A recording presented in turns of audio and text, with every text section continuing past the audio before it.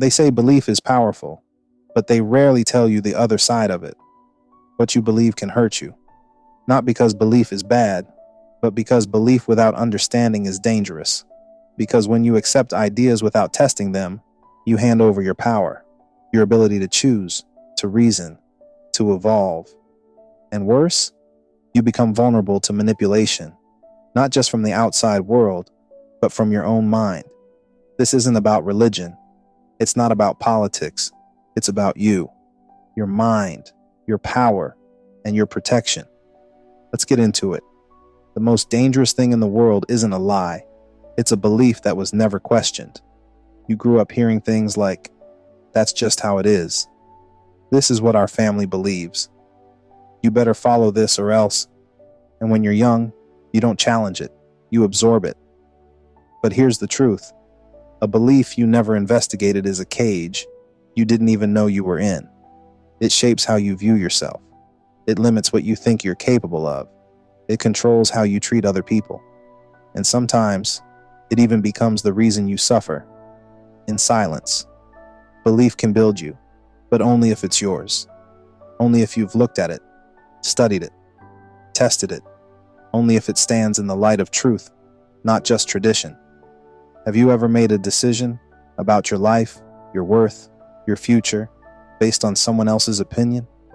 Have you ever been talked out of your dream, your relationship, your identity, because you believed something someone told you? That's how belief becomes bondage. Don't chase that. People like us don't do that.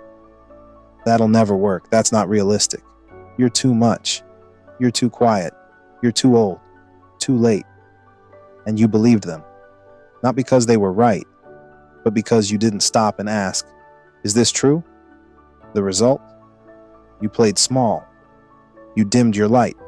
You accepted struggle as normal and freedom as fantasy. You started living based on someone else's fears. That's what happens when belief isn't yours. And the system loves that, because the less you question, the more you obey. The more you accept without evidence, the easier you are to control. You protect your phone with a password. You protect your money with a PIN. You protect your house with a lock. But how do you protect your mind?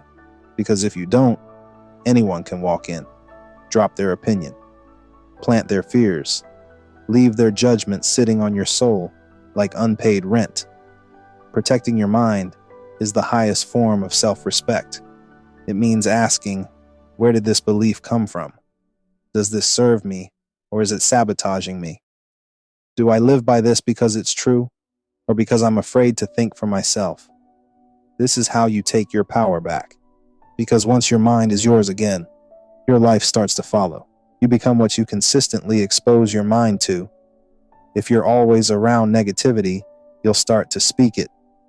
If you're always hearing limitation, you'll start to believe in it. And if you're always around people who feed off drama, disrespect, and gossip, you'll start to think that's normal. But it's not normal. It's dangerous. The human brain is programmable. And every word you let in, every energy you sit around, every conversation you entertain becomes part of that program. That's why you have to treat your mind like sacred ground. Not everybody deserves access. Never keep people close who sit comfortably around disrespect. If someone can sit in silence while another person tears you down, if they smile while others throw dirt on your name, if they listen and never speak truth, they're not neutral, they're complicit. People with no standards are dangerous, because if they'll let others trash you today, they'll let you be betrayed tomorrow. Principles matter. Loyalty matters. Integrity matters. Speaking truth in the room where lies are told, that matters. In a world chasing clout, clicks, and approval, be someone who stands on something. Because it's better to be alone in truth than surrounded by people who fold under pressure. You were taught a lot of things growing up, but how many of them were true? Money is evil. Success isn't for people like us. Be humble. Don't shine too much. Just survive. None of that is truth. That's programming. And here's the reality. Most of your limits are learned. You weren't born thinking small. You weren't born doubting your voice. You weren't born believing you weren't enough. Someone gave you that and called it wisdom. But wisdom doesn't shrink you. Wisdom expands you. So now it's your job to unlearn the lies. Start reading different books. Start asking harder questions. Start sitting with people who challenge your thoughts, not just agree with them.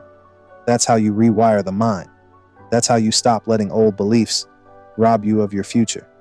Ask yourself this: who do you talk to the most? What do they feed your spirit?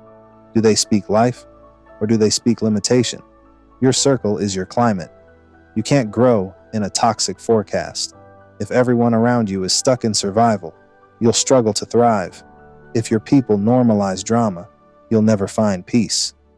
And if no one challenges you to rise, you'll start to believe you're fine where you are.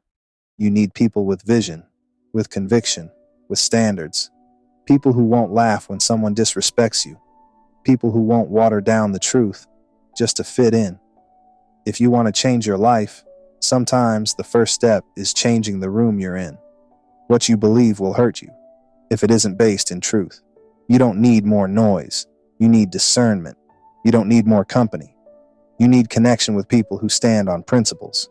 You don't need more opinions. You need truth and the courage to follow it.